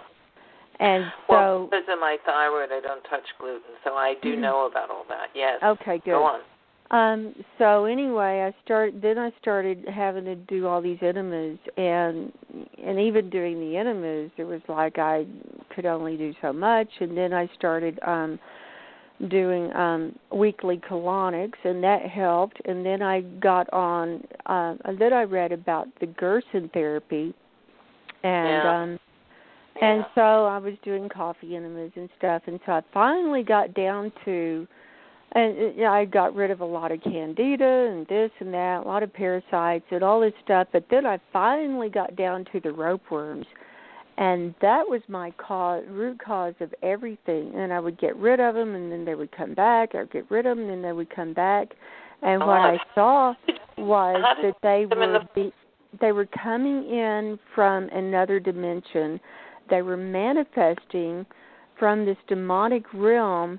They would send them in, and they would manifest in my energy body and then come in and manifest in my intestines. And it was through this nanotechnology. And I'm actually a Morgellons sufferer, and I'm thinking that it was actually Morgellons, and it was being activated, and it was expressing itself through the rope worms, and they were like making this army of all this stuff. And I had pictures of all this stuff that came out of me, and the stuff that came out, the really weird part that made me really understand that it was something that was not biological that was going on with me was when I take the pictures of the stuff, now this is kind of gross. So just imagine that you're in an inner voyage into the world of science, and that it's so get past all the what that it's stuff that's coming out. I used to be a nurse. Okay, but what would be attached to the feces or the ropeworm would be these eyes. They looked like eyes, Sean, and they looked geometric. They looked perfect. They were perfectly round, and they had a blue center and a white ring around it, and they were perfectly round, and they were all perfectly round, and it was like nothing from nature. It was not biological, and I'm like, oh my God, what is this? And they would be on the feces and on the worms and here and there, and they would be even in the water. And the worms would come out, and they'd look like snakes, and they'd have eyes on them. And sometimes I'd take pictures, and this one time I took a picture, and there were these eyes and this white stuff. It showed up like a devil's head in the water. And that's when I knew that I was in a battle, and it was a spiritual battle. And I was doing heavy praying by this point, and I was down to 77 pounds. I had done fasting. I'm starving these suckers out. I'm 5'2". I had gotten down to 77 pounds. I was nothing. And this stuff was still in me. I still hadn't gotten down to getting all the ropeworms out. And finally, I got down to them, and it was a battle for my life. And I just gave up, and I said, Jesus, I said, God, I said, if you want me here, you got to help me. This is not my battle. I can't do this. I cannot do this. And I said, if you want me to live, I said, you told me I have a mission. If you want me to live, you got to help me with this. And if I'm healed, I'll do what you want me to do. I'll be boots on the ground. I'll go out there and slug it out, for you. But if not, just let me die. I was ready to go at 77 pounds, trust me. And then I was just laying there with the coffee enema, and I'm just laying there, praying. And Jesus came to me. This image, he came to me in my mind's eye, and he said, let me take this burden from you. This is my battle. And then it started happening, and they started coming out. And I didn't think it was ever going to end. And I finally found the right combination. I was still doing the colonics and the enemas and everything. But the final combination that killed them was the Hannah Kroger's wormwood combination. And I took that for 30 days, along with everything else I was doing, and that got rid of them. And did the prayers and everything. But it was not until I surrendered and gave up, and I realized it was a spiritual battle for my soul. And they beamed them in, and it was part of this nanotechnology, and I know it was part of the Morgellons, and they were activating it by the Wi-Fi, the cell phone towers, and everything to come in and take over. And my intestines were literally filled with these ropeworms. And by the end, what was coming out after the worms got finished were miles of this biofilm, which was just this white stuff, just milky stuff, miles and miles of it coming out in the colonics. I had pictures of it, and anyway, it was crazy. So that was my battle, and there's what that. a battle. That is yeah. Really... And I'm up to 100 pounds now. I'm a vegan, and I eat some cooked foods, but it's, I eat all my own foods. I don't eat out, and I'm very careful about what I eat. But it's a daily battle, and I don't feel well, but I can do my work. And I know that I'll never get rid of this completely.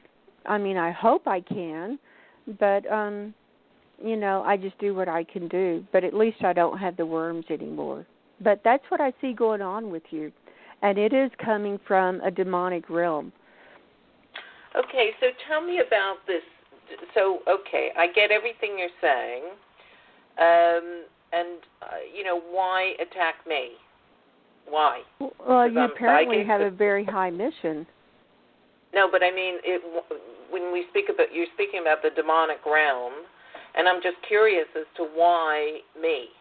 Why not? It's because we are in the darkest times. We are going through 4D. We're going through hell. These are the darkest times. And if you have a high mission, everyone with a high mission from God is going to be coming under attack. Everyone. It's not just you. Okay? Well, okay, thank you for that answer. It's a good answer. The reason I ask is because I am a light worker, and I do have a high mission, and I also know many other light workers, and I've had an onslaught of phone calls and Skype calls, because I know people all over the world who do this work, and in various ways, and they've all told me the same story, okay? And that's really one of the reasons why I wanted to speak to you. And the story is, they feel traumatized, upset, angry, fearful, anxious, tremendous amount of worry and anxiety about everything, not just them. No, what's happening, almost as if a cloak of darkness has fallen upon everyone. Right. Does that make sense? Absolutely, and it's because we're in the middle of 4D, which is hell, and it's going to get darker. It's going to get darker before it gets better, and what's happening is, as we're merging, and we feel like we're 3D, but we're really merging with 4D. 4D is manifesting here. The evil is manifesting here, and we're not familiar with this. The anxiety, the world news, all the Christians getting their heads cut off, the Muslims coming in and everything. When I get my Jordan Maxwell interview put up, we talk about this, and a dividing time is coming, and we have to realize that this is not our domain. This is not the world that we thought we were born into. We thought we came into a good creation, and God's creation is the God we worship and are aligned with is the Creator God, the good God. We're not aligned with a satanic force, so we don't understand why these dark forces or why we're under attack. Well, we're under attack because we're not part of them, okay? This is Satan's domain. This world is not ours. We weren't born to do a dark mission. This is Satan's domain. We're coming in as light workers to do the work of God, Source, Creator, right? So we're all coming under attack, and so what you can do is take comfort in knowing that by coming under attack, it means that you are doing the right thing. You are on the right path, and go deep inside yourself and strengthen that connection more and more and more, your divine connection, so that you can be strong in the face of the darkness, because you're needed. You're needed because this is a battle for souls, and Satan doesn't screw around. He does not screw around, and people are being deceived. They're being blindsided, and the majority of them are going to go with the dark side. And I was doing an implant removal session yesterday, and I saw myself and the lady I was working with, we were in like 4D. We were almost up in 5D. It was like in the future, not too distant future. And we were like reaching down and grabbing out hands of people, reaching up with their hands. We were grabbing them up and bringing them up into 5D. And they had psychic shrapnel in them from the demonic realm. I mean, Satan is shooting at them. It's the dark side. And the people, their hands were just up saying, help, help, help. And we were there just grabbing them up and bringing them up and bringing them out. And it's like, this is it. It's time. It's time. And we don't have any time to waste. But this is what's happening. This is what's happening. Can I I know we're going to run out of time, and I don't want to keep you any longer, but can I just ask about, are there good aliens in the world? Do they care enough to help us, or is that just a joke? No, there are good factions. There are good factions, but you have to be discerning. And I have my own opinions about the secret space program and how all that's coming about and the disclosure and everything. And I don't believe disclosure is going to happen the way we really want it to. I think that it's being orchestrated by the dark side, and they're only going to show what they want, and that a lot of people are being deceived and being distracted by that. That seems to be the big thing right now. But the good aliens don't beat you over the head. The good aliens are the ones that come to you with a gentle, loving hand and guiding you in a gentle way. And they're not going to be experimenting on you and giving you bad memories and stuff like that. They're going to be uplifting you. Okay? Okay. My last thing, quickly. My oldest memory, I was 4 years old. I was looking up out my window at night. I was on the top bunk bed. Me and my sister had one. She was on the bottom. And I remember looking out the window and seeing 3 triangle lights in the sky. Now, I'm 60, so it was probably 1960, right? Mm-hmm. Mm-hmm. And I said to myself, doesn't matter what happens down here, I come from there. Right. And I remembered all my life. Yeah, you had confirmation then, and you knew then when you were that young, you knew, and so grab onto that, hold on to that we are not from here, we're from up there. Okay. Yeah. All right. Well, thank you, Sean. Thank you, Margo. God bless thank you. You're a light worker. God bless you. Thank you for listening. Thank you. Good luck, much. Sean, on clearing yourself out. I hope those advice I put in the chat room maybe will help you somewhat. Thank you. Take care now.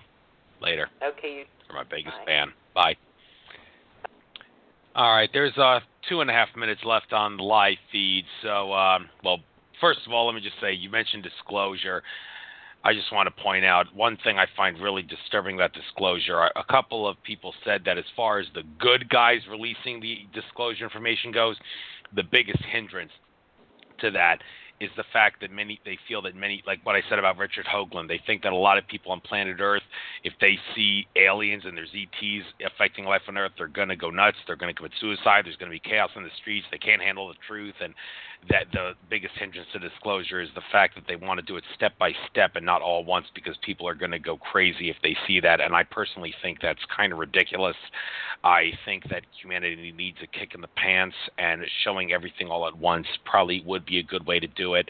If someone does commit suicide, the ETs and the whistleblowers shouldn't blame themselves. The person has no one to blame but themselves for committing suicide, for not being able to handle the truth. So please, if all you whistleblowers out there listening, don't let the fact that people can't handle the truth be a hindrance to doing disclosure, because that's as pathetic as it is ridiculous.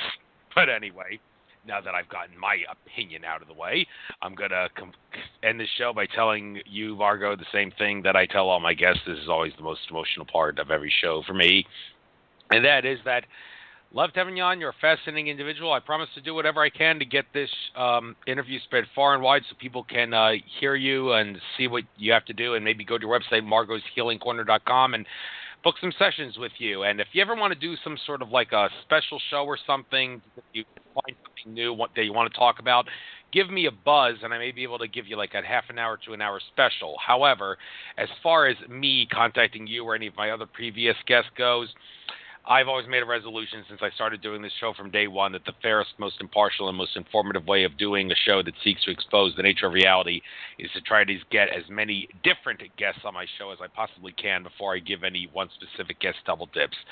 So I probably won't ask you to come on my show again, but that's only because I need to give thousands of other fascinating individuals a chance to come on. But if you reach out to me, I can definitely give you a chance, like maybe to do a special. And if I ever find myself hosting another show and need a roundtable discussion, then yeah, I'll give you a chance there and put you up for grabs as a possible candidate for that. But one-on-one interviews, it's a different guest every week.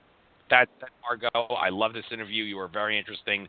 People in the chat room seem to think that, and I wish you the best of luck, and you've helped me very, very much with the hypnosis session and everything else. Thank you, Andrew. I really enjoyed this interview, and thank you, everyone, for listening, and God bless. Bless. Namaste, Margo. Take care. Namaste. You too.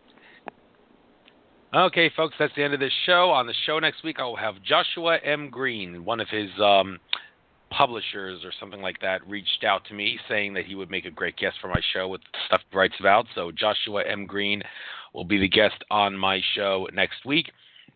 Next Wednesday. So this is Andrew Fisher signing off from Nature of Reality Radio. Namaste, everybody. Enjoy the rest of your trek throughout infinite consciousness.